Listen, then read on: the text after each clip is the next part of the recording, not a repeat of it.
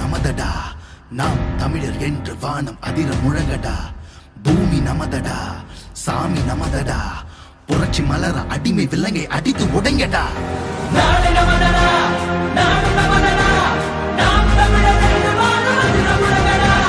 பூமி நமதடா, சாமி நமதடா, புரட்சி மலர அடிமை விலங்கை அடித்து உடைங்கடா.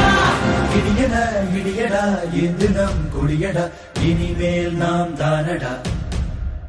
தடைகளை உடையடா, சரித்திரம் படையடா, கருகிட தீம் தானடா. நாடு நமதடா, நாடு நமதடா, நாம் தமிழர் என்று வானம் அதிர முழங்கடா. பூமி நமதடா, சாமி நமதடா, புரட்சி மலர அடிமை விலங்கை அடித்து உடைங்கடா.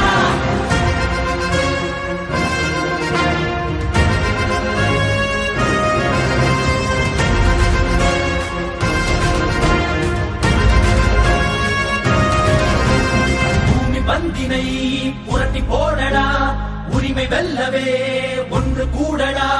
புழுக்கள் அல்ல நாம் புலிகள் என்றுதான் எரிமலை தாண்டவம் ஆடடா. தாய் தேசம் நாம் ஆடவே தடுப்பவன் உலகினில் யாரடா. செங்காந்தன் மண் மீட்டிடும் சேனைகள் நாம் என கூறடா. நாடு நமதடா, நாடு நமதடா, நாம் தமிழர் என்று வானம் அதிர முழங்கடா. பூமி நமதடா, சாமி நமதடா, புரட்சி மலர அடிமை விலங்கை அடித்து உடைங்கடா.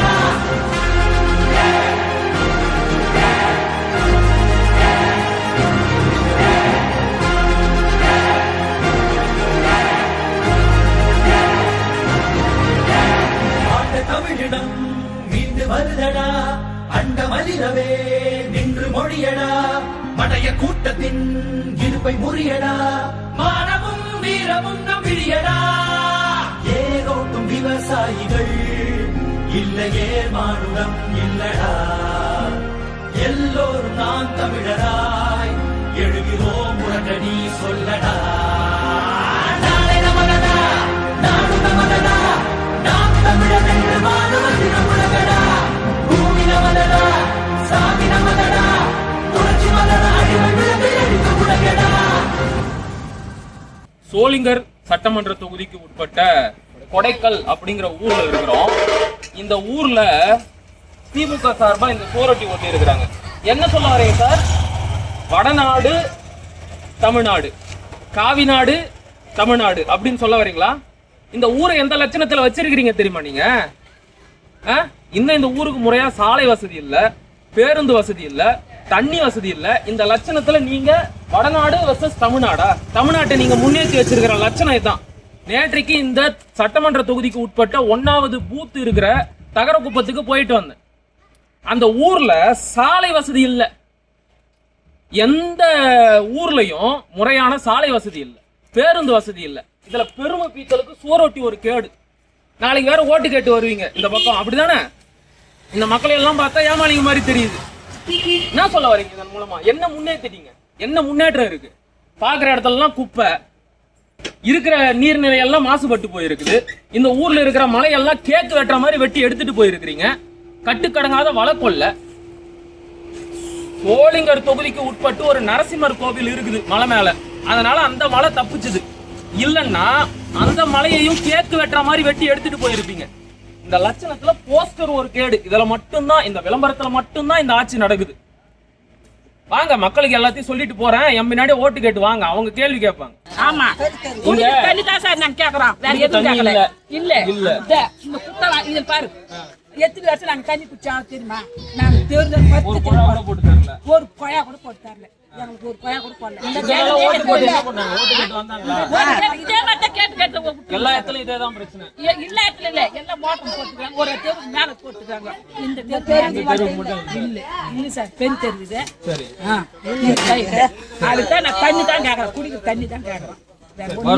நீ என்னையே போட்ட கவர்மெண்ட் கூட போடு, என்னை அரசு கூட பண்ணிட்டோம். நான் என்ன அரசுல யாரும் பண்ண மாட்டாங்க. நீங்க உங்க கோரிக்கை தானே கேக்குறீங்க, சரியா?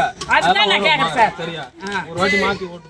சரி, எத்தனையோ முறை இந்த தொகுதியில தேர்தல் நடந்திருக்கு. உங்களுக்கு ஒரு குட்டி வரலாறு சொல்றேன். 1957 இருந்து இந்த சோளிங்கர் சட்டமன்ற தொகுதிக்கு தேர்தல் நடந்திருக்கு. இது வரைக்கும் இந்த தொகுதியில 5 முறை அதிமுக, அப்படி சொன்னா உங்களுக்கு புரியாது.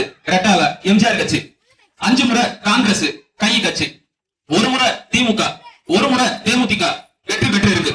இது வரைக்கும் வெற்றி பெற்ற வேட்பாளர்கள் யாராச்சும் ஒருத்தர் ஒரு முறை இந்த இடத்துக்கு வந்திருப்பாங்களா? உங்களை சந்திச்சு பேசி இருப்பாங்களா? உங்க குறை என்ன அப்படின்னு உங்ககிட்ட கேட்டு தெரிஞ்சுக்கிட்டு அதை நிவர்த்தி பண்ணி வச்சிருப்பாங்களா? நான் வந்து இன்று மாலை 7 மணிக்கு இந்த ஊருக்குள்ள வந்தேன். ஊருக்குள்ள வர சாலை இல்ல, ஊருக்குள்ள இருக்கிற ஏரியில குப்பைய கொட்டி அந்த தண்ணியை கெடுத்தாச்சு.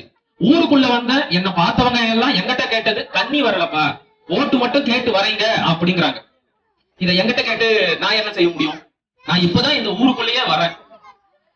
இதுக்கு முன்னாடி நீங்க ஓட்டு போட்டு ஜெயிக்க வச்சவங்கள சட்டைய புடிச்சு உலுக்கி இந்த கேள்வியை கேட்டு இருக்கணும். இல்ல எனக்கு அப்புறம் அவங்க ஓட்டு கேட்டு வருவாங்க, இவ்வளவு தூரம் வருவாங்களான்னு தெரியல, ஒருவேளை வந்தாங்கன்னா அவங்க கிட்ட கேளுங்க.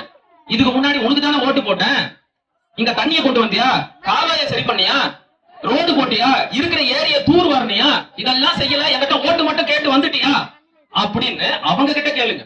அப்படி கேட்காம அவங்க கொடுக்குற 500ஐயும் 1000ஐயும் வாங்கிட்டு நீங்க ஓட்டு போட்டீங்கன்னா இந்த நிலை என்னைக்கும் மாறாது. நீங்க இப்படியே இருக்க வேண்டியதுதான். நான் சாப விடல, உண்மையா சொல்றேன். தம்பி தான் சொன்னாரு, என் நண்பன் தான் ரகு, உங்க கூட தான் இருக்கிறான், அவன் தான் சொன்னான். எம்ஜிஆர் காலத்துல இந்த இடத்தை எங்களுக்கு ஒதுக்கி கொடுத்தாங்கன்னா, ஆனா இங்க வர்றதுக்கு இன்னைக்கு வரைக்கும் ரோடு இல்ல அப்படிங்கிறாரு. எம்ஜிஆர் இறந்து போய் எத்தனை ஆண்டு ஆச்சு? அதுக்கப்புறம் அம்மையார் ஜெயலலிதா வந்து அவங்களே 4 முறை இந்த நாட்டை ஆண்டுட்டாங்க. ஆனாலும் உங்க ஊருக்கு இன்னும் ரோடு இல்ல. இந்த லட்சணத்துல நாளைக்கு உங்ககிட்ட இந்த ரெட்டலை கட்சி ஓட்டு கேட்டு வரும். உங்க வீட்டு செவத்துல கூட இந்த ரெட்டலைய வரைஞ்சு வச்சிருக்காங்க. எந்த தைரியத்துல வரையறாங்க? உங்களுக்கு என்ன நல்லது செஞ்சுட்டாங்கன்னு உங்க வீட்டு செவத்துல அவங்க சின்னத்தை வரையறாங்க? எந்த தைரியத்துல வரையறாங்க? நாளைக்கே காசு கொடுத்தா இந்த ஜனகம் நமக்கு தான் ஓட்டு போடும் அப்படிங்கிற தைரியத்துல போடுறாங்க. நீங்க ஒரே ஒரு முறை இப்ப என்ன கேட்டீங்கல்ல, ஏன்பா எல்லாம் வரீங்க ஓட்டு கேக்குறீங்க ஆனா எதுவும் செய்ய மாட்டீங்கன்னு என்ன கேட்டீங்கல்ல, நான் புதுசு, நான் உங்களுக்கு வாக்குறுதி தரேன், நான் ஜெயிச்சேன்னா இங்கேயே வந்து இருந்து எல்லா தேவைகளையும் நிவர்த்தி செஞ்சுட்டு போறேன். எனக்கு பதில் என் நண்பன் ரகு இங்க இருப்பான். உங்க குறை என்னமோ அவங்கிட்ட சொல்லுங்க, அவன் மூலமா எனக்கு தெரிய வரும். நான் இங்க நேரடியா வந்து உங்களுடைய தேவைகளை நிவர்த்தி செஞ்சு வைப்பேன். ஆனா இப்படிப்பட்ட வாக்குறுதிய வேற எந்த கட்சிக்காரனாச்சும் கொடுக்கறானா அப்படின்னு பாருங்க. வேற எந்த கட்சிக்காரனையும் விடுங்க. நீங்க ஓட்டு போட்டு தேர்ந்தெடுத்து வச்சிருக்கீங்களா ஒரு வார்டு மெம்பரா? அவர் என்ன பண்ணாரு? நான் பேசுறது அவருக்கும் கேட்கும்னு நினைக்கிறேன். என்ன பண்ணாரு? ஒரு சாப்பாடு இல்ல, ஒரு தண்ணி இல்ல, ஆனா பேர் மட்டும் ஜம்பமா கௌரவமா நான் கவுன்சிலர் மெம்பர். எதுக்கு? நாட்டு வலிக்கவா? ஓட்டு வாங்கிட்டு பதவியில போய் உட்காந்துட்டு ஒரு நல்லதையும் செய்யல. இதுக்கு எதுக்கு பதவின்னு கேக்குறேன். இவங்களுக்கு இந்த தைரியம் எப்படி வருது? நீங்க திரும்ப திரும்ப அவங்களுக்கே ஓட்டு போடுறதுனால வருது. நீங்க இந்த தப்ப திரும்ப திரும்ப செஞ்சுக்கிட்டே இருக்கிறதுனால தான் நாம இப்படியே இருக்கிறோம். இப்ப தம்பி வந்து நான் கொடுத்த துண்டறிக்கை உங்ககிட்ட படிச்சு காட்டுறேன். நான் அதையே திரும்ப படிக்க விரும்பல, அதுல இருக்கிறத சுருக்கமா உங்ககிட்ட சொல்றேன். நாங்க குறிப்பா நான் இந்த தொகுதியில சோளிங்கர் தொகுதியில சட்டமன்ற உறுப்பினராக தேர்ந்தெடுக்கப்பட்டால் இந்த தொகுதிக்கு உட்பட்ட ஊராட்சி, பேரூராட்சி, ஒன்றியம், கிராமம் அப்படின்னு எல்லா பகுதிகளிலையும் அடிப்படை வசதிகள்னா என்ன? ஒரு மனுஷனோட அடிப்படை தேவை என்ன? இருக்க வீடு. இங்க பல பேருக்கு நல்ல வீடே இல்ல. அரசாங்கம் இலவசமா வீடு கட்டி கொடுக்கிற திட்டத்தை அறிவிச்சிருக்கு. அந்த திட்டத்தை கூட உங்க கவுன்சிலர் உங்ககிட்ட கொண்டு வந்து சேர்க்கலையே, அந்த கட்சிக்காரங்க கொண்டு வந்து சேர்க்கலையே. நாளைக்கு பணத்தை தூக்கிட்டு வருவாங்க, பணத்தை தூக்கிட்டு ஓட்டு கேட்டு வருவாங்க. அவங்க வருவாங்க, இல்லைன்னா அவங்க கூட்டணி கட்சி கை கட்சி இருக்குல்ல அது வரும். அவங்க கிட்ட கேளுங்க, அரசாங்கம் இலவசமா வீடு கட்டி கொடுக்கிற திட்டத்தை அறிவிச்சது இல்ல, ஏன் எனக்கு வீடு கட்டி கொடுக்கல? உங்க ஆளுதானப்பா எங்க வார்டு மெம்பரா இருக்கிறாரு, ஏன் இன்னும் இந்த அடிப்படை வசதிகளை எல்லாம் செஞ்சு தரல அப்படின்னு அவங்க கிட்ட கேளுங்க. நான் சொல்றேன், எல்லா அடிப்படை வசதிகளும் உங்களுக்கு செய்து தரப்படும். அப்படி செய்யலன்னா, ஒருவேளை நான் ஜெயிச்சு இதை எதையும் செய்யல அப்படின்னா நீங்க தாராளமா என் சட்டையை பிடிச்சி கேள்வி கேட்கலாம். நானே உங்க முன்னாடி வந்து நிப்பேன். அடுத்த முறை ஓட்டு கேட்டு வரவே மாட்டேன். என் கட்சிக்காரன் யாருமே வர மாட்டான். நீங்களே ஓட்டு போட தேவையில்லை. இப்படி எல்லாம் யாருமே பேச மாட்டாங்க, யாரும் பேசியிருக்க மாட்டாங்க. யாரு வந்தாலும், எந்த கட்சிக்காரன் வந்தாலும் என்ன கேட்பான்?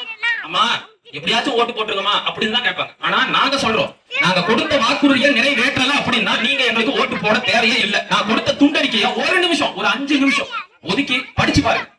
இந்த நாட்டுக்கு எது தேவை, உங்க ஊருக்கு எது தேவை, உங்க பகுதிக்கு எது தேவை, உங்களுக்கு எது தேவை அப்படிங்கறதையெல்லாம் புரிஞ்சு உணர்ந்து அதுக்கப்புறம் ஓட்டு போடுங்க. ஒரே ஒரு முறை விவசாயிக்கு ஓட்டு போடுங்க. யார் இந்த விவசாயி? தினமும் 3 வேளை சாப்பிடுறோம். அந்த சாப்பாடு எங்க இருந்து வருது? இந்த விவசாயி இல்லைன்னா சாப்பாடு வந்துருமா? நமக்கு வந்துருமா? இந்த விவசாயி ஏற புடிச்சு சேத்துல கால வச்சு மண்ணை உழுது விதைய விதைச்சு விளைய வச்சு அறுவடை பண்ணி அதை கொண்டு வந்தாதான் நமக்கு சாப்பாடுன்னு ஒண்ணு கிடைக்கும். அந்த விவசாயியவே சின்னமா நாங்க கொண்டு வந்திருக்கோம். ஒரே ஒரு முறை நீங்க தினமும் 3 வேளை சாப்பிடுறீங்கல்ல, அந்த நன்றி கடனுக்காக எனக்கு சாப்பாட்டை கொடுத்த இந்த விவசாயிக்கு நான் ஒரே ஒரு முறை நான் ஓட்டு போடுறேன் அப்படின்னு நினைச்சுக்கிட்டு ஓட்டு போடுங்க. தப்பே கிடையாது, எந்த பாவமும் கிடையாது. ஒரு முறை ஓட்டு போடுங்க. நான் ஜெயிச்சு வந்தேன்னா இந்த ஊர் எப்படி மாறுதுங்கிறத மட்டும் நீங்க பாருங்க. அப்படி எதுவும் மாறலையா, நான் அடுத்த முறை ஓட்டு கேட்டே வரல, என் கட்சிக்காரன் யாரு வந்தாலும் நீங்க ஓட்டே போட வேண்டாம். சரிங்களா? ஒரு முறை வாய்ப்பு கொடுங்க, பொறுமையா உட்காந்து இந்த துண்டறிக்கையை படிங்க. சரிங்களா? என் பேர் வந்து அசோக்குமார், அண்ணன் சீமானோட தம்பி. வரப்போற 2026 சட்டமன்ற தேர்தல்ல சோளிங்கர் சட்டமன்ற தொகுதி வேட்பாளரா நான் நிக்கிறேன். தயவு செஞ்சு பொறுமையா ஒரு நிமிஷம் ஓட்டு போடுறதுக்கு முன்னாடி இப்ப நான் பேசுறது எல்லாம் நினைச்சு பாருங்க. நினைச்சு பார்க்க வேணாம், ஒரே ஒரு நிமிஷம். இது வரைக்கும் யாராச்சும் ஒரு வேட்பாளர் இந்த நேரத்தை உங்களை வந்து சந்திச்சு உங்க பிரச்சனை இதுதான் அப்படின்னு பேசியிருப்பாரா? இதுக்காகவாச்சும் ஓட்டு போடுங்க. நான் ஜெயிச்சேன்னா இதே மாதிரி எந்நேரமானாலும் உங்க குறைகளை கேட்டு அதை நிவர்த்தி செய்வேன். சரிங்களா? மீண்டும் சந்திப்போம். வெற்றி வேட்பாளராக மறுபடியும் வர ஜெயிச்சு எம்எல்ஏவாவே உங்களை வந்து சந்திக்கிறேன். சரியா? நன்றி.